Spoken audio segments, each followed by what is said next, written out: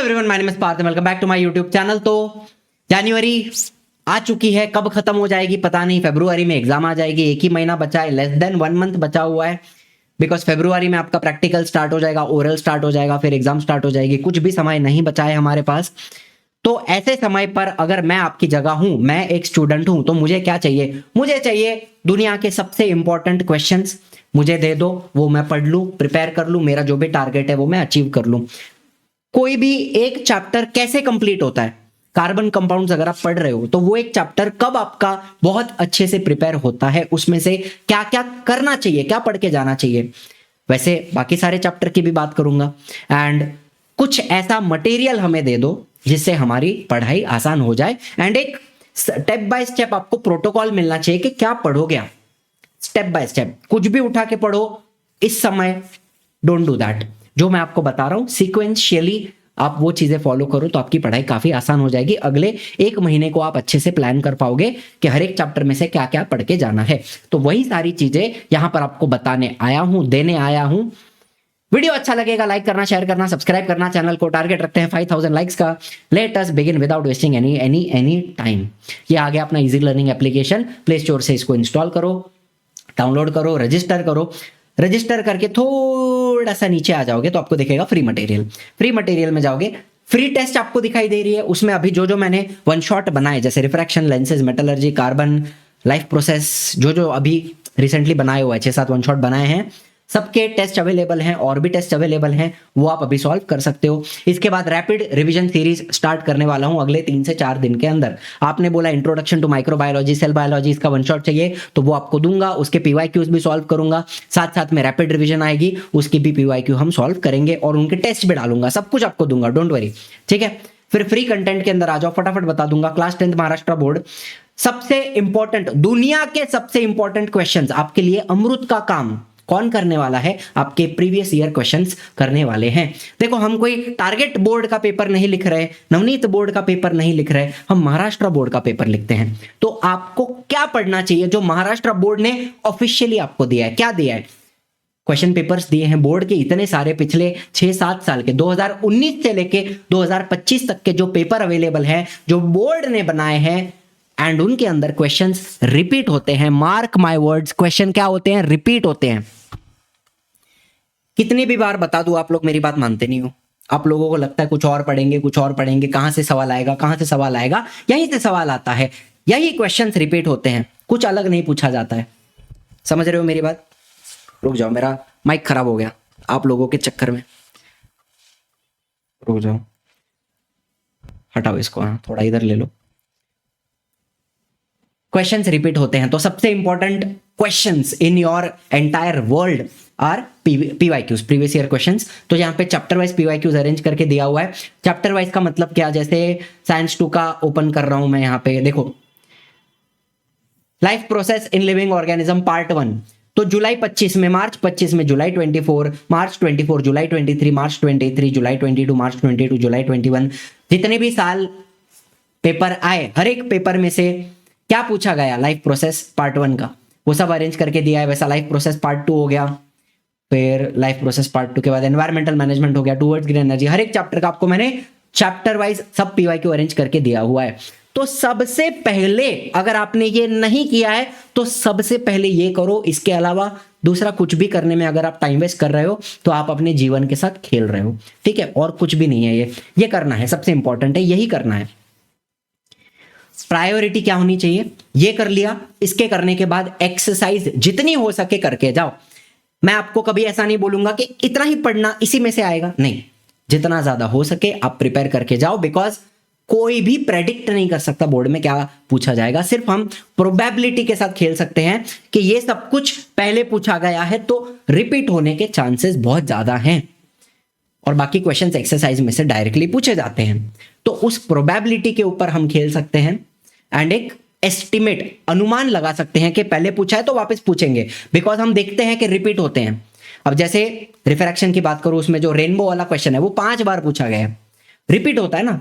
पिछले 6 कितने साल हो गए, पिछले 6-7 साल में अगर वो 5 बार पूछा गया है तो कैन आई से कि वो वापस भी पूछा जा सकता है किसी फॉर्म में। 3 मार्क का क्वेश्चन आ गया या 2 मार्क का क्वेश्चन, कोई एक्टिविटी, किसी भी तरीके से वो टॉपिक जो है रेनबो का वो रिपीट होने का बहुत ज्यादा चांस है। Are you understanding? मैं आपको लिख के दे सकता हूं क्या कि आपको मैं 30 क्वेश्चंस दे रहा हूं, यही 30 क्वेश्चन एग्जाम में आने वाले हैं, ऐसा कुछ है क्या मेरे पास? नहीं। लेकिन मैं इतना आपको बोल सकता हूं कि ये क्वेश्चंस जो बोर्ड ने पहले पूछे हैं वो रिपीट हो सकते हैं, इतना ही आपको बोल सकता हूं। इसके अलावा एक्सरसाइज भी जितनी हो सके, जितनी ज्यादा हो सके आपको करके जानी है। बाकी आपकी इच्छा, आपकी श्रद्धा, आपका रिस्क, जो करना है करो। क्वेश्चन बैंक ये भी बोर्ड ने दिया हुआ है। क्वेश्चन बैंक हर साल नहीं आती, 2021 में आई थी, फिर 2023 में आई थी, अभी इस साल वापस आने वाली नहीं है, ठीक है? शायद इसके बाद भी कभी नहीं आएगी। बोर्ड हमारा एक बार बनाया दे दिया, इसके बाद वापस कुछ नहीं होता, ठीक है? तो क्वेश्चन बैंक पूरी करके जाने की जरूरत नहीं है, उसके अंदर बहुत सारे क्वेश्चंस हैं, उसमें से क्या करना है वो मैं आपको बताता हूं, ठीक है? इसके अलावा पार्थ मुमाया फोल्डर के अंदर आ जाओ, शुभम सर ने भी कुछ मटेरियल दिया है, गैलेक्सी मैम ने भी दिया है, लेकिन मैं अपने मटेरियल की बात करूंगा यहाँ पे। साइंस 1 और साइंस 2 के मैंने कुछ 5 मार्क के प्रैक्टिस क्वेश्चन यहाँ पे दिए हुए हैं। जैसे साइंस 1 का आपको दिख रहा है, साइंस 2 का आपको 5 मार्क के प्रैक्टिस क्वेश्चंस थोड़े दिए हैं, वो आप सॉल्व करो, करके जाओ। फिर साइंस 1 और साइंस 2 का टेक्स्ट बुक में मार्क करके दिया मैंने, हर एक चैप्टर में से क्या क्या टॉपिक आपको आने चाहिए, कौन से टॉपिक आपको पढ़ने हैं, प्रिपेयर करने हैं, और एक्सरसाइज में से भी क्या करना है, वो सब मैंने आपको मार्क करके यहाँ पे दिया हुआ है, बराबर है? तो ये दोनों टेक्स्ट बुक आपके पास अवेलेबल हैं। इसके अलावा सारे सब्जेक्ट के पीवाईक्यू, लैंग्वेजेस के भी आ गए, सेमी इंग्लिश मीडियम के भी आ गए, मराठी मीडियम का, सब जितना मेरे पास अवेलेबल है वो सब पीवाईक्यू मैंने यहाँ पे दिया हुआ है। फिर साइंस के अंदर आ जाओ तो यहाँ पे आपको दिखेगा मेरे बनाए हुए साइंस के नोट्स, जिसमें एक्सरसाइज के क्वेश्चंस हो गए, इंटेक्स क्वेश्चन हो गए, उनका सोल्यूशन मैंने दिया हुआ है। इसके बाद मोस्ट इंपॉर्टेंट गिव रीजंस आपके पास है, इंपॉर्टेंट डायग्राम्स जो एग्जाम में पूछे जाते हैं वो मैंने दिए हैं। पूरे साइंस का आईएमपी, हर एक चैप्टर में से क्या क्या टॉपिक इंपॉर्टेंट है, इंपॉर्टेंट कहां से मिलता है मुझे, कहां से, सपने में आता है, रात में नहीं। पीवाईक्यू को एनालाइज करता हूं, मुझे पता चलता है अच्छा ये टॉपिक बार बार पूछा जा रहा है तो वापस आने की इसकी संभावना है, उस बेसिस पे मैं आपको इंपॉर्टेंट देता हूं, बनाकर देता हूं। पिछले 12 साल से बोर्ड का पेपर मैं देख रहा हूं और वो एक्सपीरियंस और वो एनालिसिस करके ये चीजें मैं आपको प्रोवाइड करता हूं। Are you understanding? इसके अलावा साइंस 1 में चले जाओगे तो आपको यहाँ पे सबसे इंपॉर्टेंट न्यूमेरिकल्स दिख रहे हैं जिनके आने की संभावना बहुत ज्यादा होती है। फिर साइंस 1 के ऑब्जेक्टिव्स, बोर्ड के क्वेश्चन बैंक में से 2 चीजें करनी है, ऑब्जेक्टिव्स करने हैं और एक्टिविटी बेस्ड क्वेश्चन करने हैं। तो उन दोनों चीजों का मैंने यहाँ पे अरेंजमेंट आपको करके दिया है, बाकी सब कुछ करने की जरूरत नहीं है। ऑब्जेक्टिव्स करोगे, एक्टिविटी बेस्ड क्वेश्चन करोगे, फिर रिएक्शन बेस्ड क्वेश्चन हो गए, इंपॉर्टेंट फॉर्मूला हो गए, एंड सारे रिएक्शंस, जैसे आप केमिकल रिएक्शन एंड इक्वेशन ये चैप्टर ले लो तो combination, decomposition, displacement, double displacement, oxidation, reduction, redox, metallurgy के रिएक्शंस, कार्बन कंपाउंड के रिएक्शंस, तो ये सारे रिएक्शंस आपको मैंने इकट्ठा करके यहाँ पे दिए हुए हैं। इसका भी प्रिंट आउट ले सकते हो और वहां पे आप प्रैक्टिस कर सकते हो। समझ में आ गई बात? फिर आप साइंस 2 के अंदर आ जाओगे तो यहाँ पर एनिमल क्लासिफिकेशन को कैसे पढ़ना है, हर एक फाइलम में से गिने चुने 4-5 टॉपिक में 4-5 पॉइंट्स आपको मैंने यहाँ पे दिए हर एक फाइलम में से। फिर साइंस 2 का भी बोर्ड क्वेश्चन बैंक के ऑब्जेक्टिव और एक्टिविटी बेस्ड क्वेश्चन वो यहाँ पे आपको मैंने अरेंज करके दिया हुआ है। इतनी बात आपको समझ में आ गई? तो ये सारा मटेरियल आपके पास अवेलेबल है। अब काफी बार ऐसा होता है कि आपको मैं एक चीज दूंगा तो आप वो अच्छे से करते हो, आपको मैं अगर 5 चीजें दूंगा तो आप एक भी चीज नहीं करते।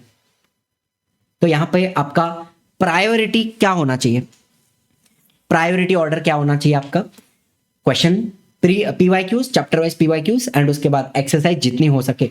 ये 2 चीजें, इन 2 चीजों पे फोकस करोगे, इतना भी अच्छे से कर लोगे, आराम से 40 आउट ऑफ 40 आप स्कोर कर सकते हो, ये मेरी गारंटी है।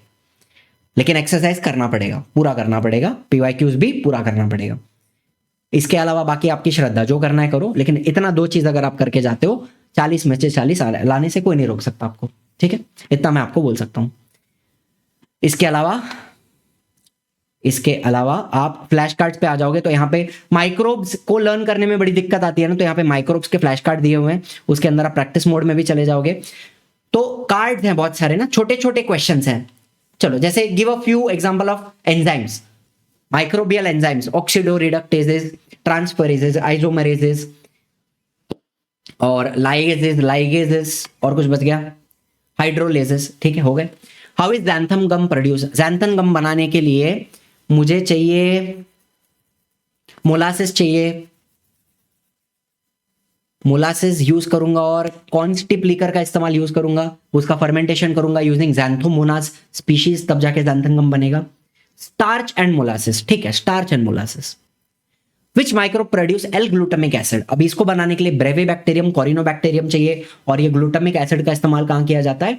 अजीनोमोटो बनाने के लिए, बराबर है। विच माइक्रो प्रोड्यूस सिट्रिक एसिड, तो यहां पे आ जाता है एस्परजिलस नाइजर, और उसका इस्तेमाल कहां किया जाता है? टॉफीज में, ड्रिंक्स में, चॉकलेट में, ठीक है। विच माइक्रो प्रोड्यूस ग्लूकोनिक एसिड, तो ये भी आपका एस्परजिलस नाइजर होता है, और इसका इस्तेमाल कैल्शियम और आयरन सप्लीमेंट बनाने के लिए किया जाता है, ठीक है। तो बात आपको समझ में आ रही है? कार्ड्स का इस्तेमाल करके ना सच में टाइम लगेगा, ऐसा नहीं है 5 मिनट किया लर्न हो गया चलो भूल, एग्जाम तक याद रहेगा, नहीं, आपको इसको बार बार रिवाइज करना पड़ेगा। बार बार 2-3 बार 4 बार रिवाइज करने से सारे के सारे बैक्टीरिया के नाम आपके लर्न हो जाते हैं। स्पेलिंग में अगर मिस्टेक हो रही है तो एक बार लिख के निकालो, 2-3 बार लिखोगे स्पेलिंग भी लर्न हो जाएगा, ठीक है।